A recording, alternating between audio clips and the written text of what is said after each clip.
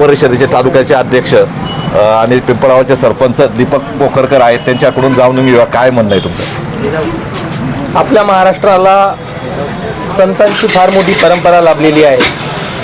संत तुकाराम सांगून गेले, ऐसे कैसे झाले बोंधू, कर्म करूनी म्हणती साधू, अंगाला लावून या राख, डोळे झाकूनी करती पाप, दाखवी वैराग्याचा काळा, भोगी विषयाचा सोहळा, तुका म्हणे सांगू किती जळो तयाची संगती. संत तुकाराम महाराजांनी या अंधश्रद्धेवरती काहीशे वर्षांपूर्वी याच्यावरती आसूड ओढलेलं आहे.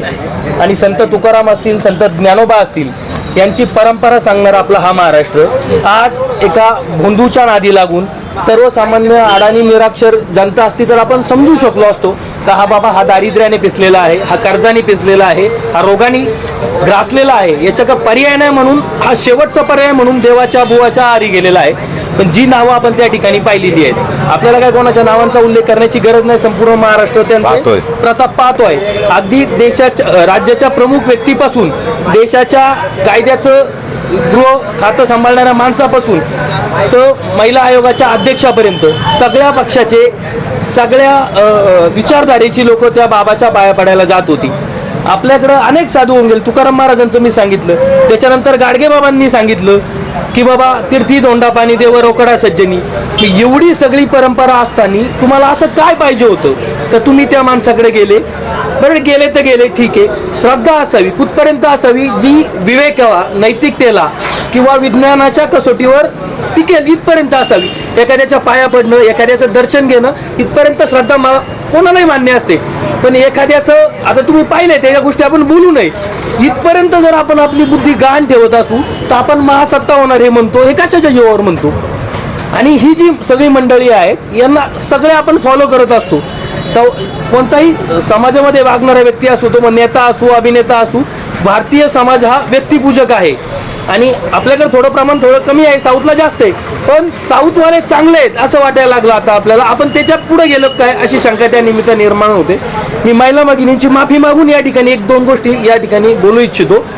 चालता चालता एखाद्या महिलेला आपला हात लागला, चुकून बसमध्ये धक्का लागला तर महिला लगेच रिॲक्ट होते, त्रागा करते, चिडते आणि तिने ते केलं पाहिजे. 100% आपण त्याच्यावर ॲप्रिशिएट होतो. पण तो बोंधू बाबा या महिलांचा असा भीती दाखवून वेगळ्या काही महिलांना भीती दाखवून वेगळ्या पद्धतीने गैरफायदा घेत असताना लैंगिक शोषण त्यांनी केलं.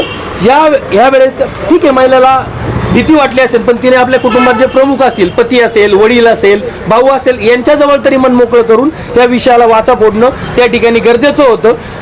आता आपण इंटरनॅशनल लेवलला जे एप्स्टीन वाचतोय, किती ओंगळ आणि किती भयंकर प्रकार आहे तो. वाटत होतं का आपण चांगले आहोत, सुधारलेले नाही आहोत. आपण नाही का म्हणून पाश्चिमात्य देश पुढारलेले आहेत, आपण थोडे माग, त्यांच्यापेक्षा आपण चांगले असं वाटत होतं जोपर्यंत ते पाहत होतो तोपर्यंत. पण जोपर्यंत आपला नवीन महाराष्ट्रात एप्स्टीन तयार झाला तेव्हा मात्र निश्चित असं वाटायला लागलं की बाबा ज्ञानोबा तुकोबा असतील किंवा गाडगे बाबा असतील यांनी आपल्या आयुष्य खर्च केले या समाजाला सुधारवण्यासाठी. आणि अलीकडच्या काळात जर म्हणाल तर डॉक्टर नरेंद्र दाभोळकर अंधश्रद्धेवर त्यांनी एवढा आघात केला, स्वतःच्या प्राणांची आहुती त्या ठिकाणी दिली. महाराष्ट्र सरकारने कायदा केला अंधश्रद्धा निर्मूलनाचा.